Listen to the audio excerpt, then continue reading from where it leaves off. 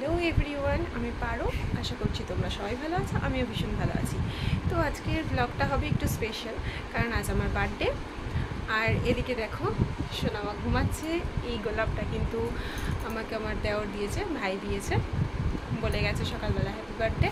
আরও দুটো জিনিস দিয়েছে, একটা মাজা দিয়েছে, একটা চকলেট দিয়েছে। চলো আমি আজকের মায়ের কাছে যাব, একটু রেডি হয়ে নিই, তারপর তোমাদের সাথে দেখা হচ্ছে। দেখো বন্ধুরা, আমি এখানে রেডি হয়ে গিয়েছি, ওদিকে আমার মেয়েকেও রেডি করে দিয়েছি। দেখবে নাকি? দেখো মেয়েকে কেমন রেডি করেছি, পুরো লাল পরি। কেমন লাগছে বলো তো মেয়েকে? কমেন্ট করে কিন্তু অবশ্যই জানাবেন। ও এদিকে দেখো আবার হাত খেতে চালু করে দিয়েছে, এখন করে নতুন করে শিখেছে এটা। তারপরে চলে এলাম মায়ের কাছে।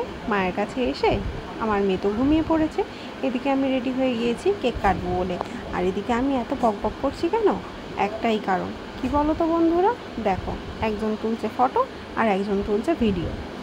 যে ভিডিও করছে তার দিকে তোমার কোনো মনোযোগই নেই, ফটোটা ভালো আসা চাই। ফটো তুলছে কীরকমভাবে সেটাই আমি তোমাদের দাদাভাইকে বলছিলাম। তারপরে তোমাদের দাদাভাই বললো ঠিক আছে তুমি কেকটা কাটো, আমি তারপরে ফটো তুলে দিচ্ছি। তারপরে আমি আর কি করব, কেক কাটা চালু করে দিলাম। এদিকে আমার মেয়ে ঘুমিয়েই পড়েছে। সবাই কিন্তু বার্থডে উইশ করবে, না হলে কিন্তু আমি খুব রাগ করব। তারপরে কেক কাটা হয়ে গেছে। কেক কাটা হয়ে যাওয়ার পরে এইবারে হচ্ছে কেকের ভিডিও করা হয়ে যাওয়ার পরে এবারে আমি পোজ দিতে শুরু করে দিয়েছি যে কিভাবে ফটো তুলব।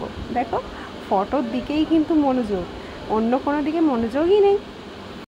আচ্ছা এবারে কেকটা দেখো তো বন্ধুরা, কেকটা কেমন হয়েছে। কেকটা আমার দিদি আমাকে বার্থডেতে গিফট করেছে। ও প্রত্যেক বছরই এমন করে, আমার বার্থডেতে একটা করে কেক দেয়। আজকে আমার বার্থডে লুক, বাড়িতে চলে এসেছি।